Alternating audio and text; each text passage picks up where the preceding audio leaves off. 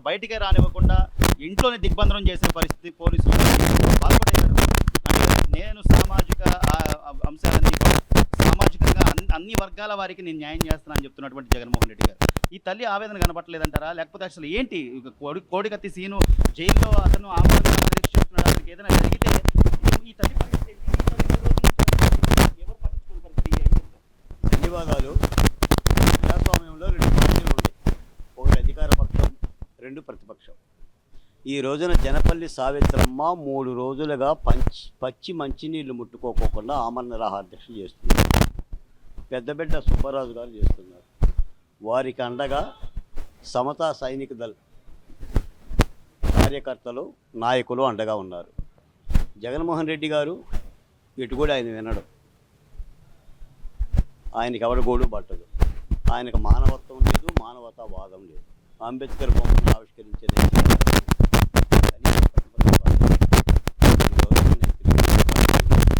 అధ్యక్షుడు చంద్రబాబు నాయుడు గారికి చెప్తున్నా, జనసేన పార్టీ అధ్యక్షుడు పవన్ కళ్యాణ్ గారికి చెప్తున్నా, భారతీయ జనతా పార్టీ కూడా చెప్తున్నా, ఒక నిర్భాగ్యురాలు అన్ని పుణ్యం తెలియకుండా ఈ రాజధాని అమరావతిలో ఆమరణ నిరాహార దీక్ష చేస్తుంది.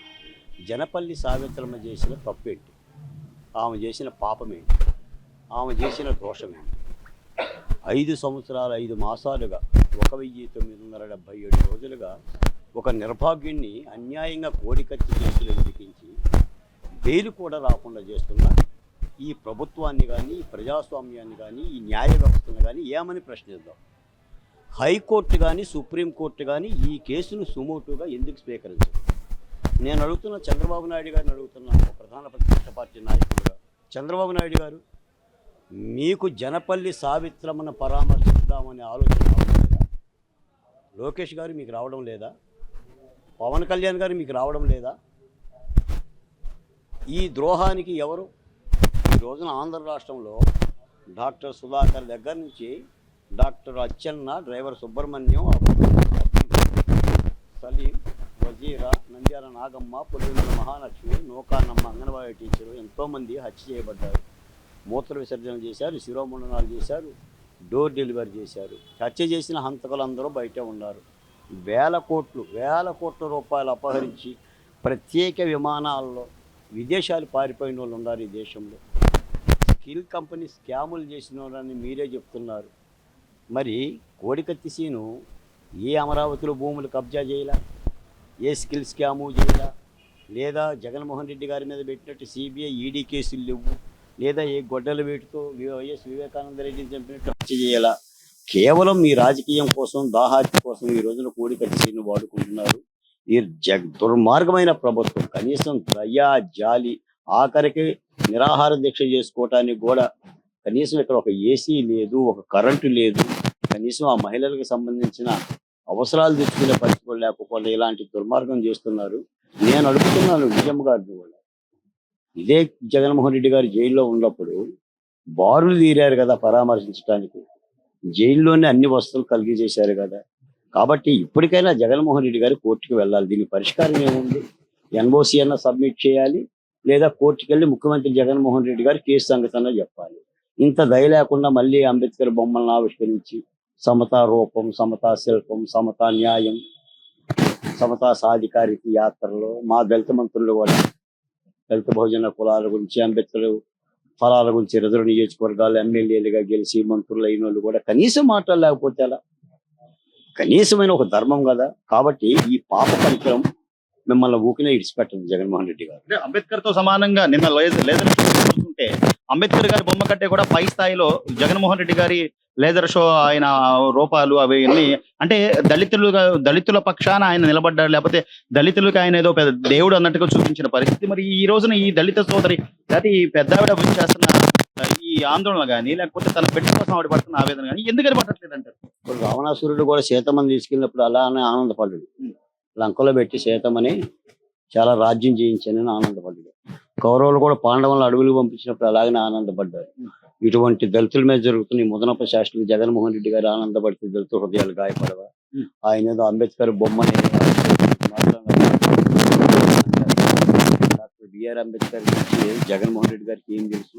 ఆ తెలీదు, బండిరా తెలీదు. గట్టిగా మాట్లాడితే అసలు ఏమీ తెలియదు ఆయనకి. సరే, అభినవ నిజంగా. అంబేద్కర్ అని కదా చెప్పుకుంటున్నారు అక్కడ మంత్రులు కానీ, చెప్తారు. ఆ ఎమ్మెల్యేలు కానీ. అభినవ రాజశేఖర్ అని చెప్తారు, అభినవ రాజశేఖర రెడ్డి అని చెప్తారు. ఈ రోజున రాష్ట్ర ప్రజలు చూస్తున్నారు. ఇప్పుడు చూడండి, మరి ఒక అభాగ్యురాలు సామాన్యుడు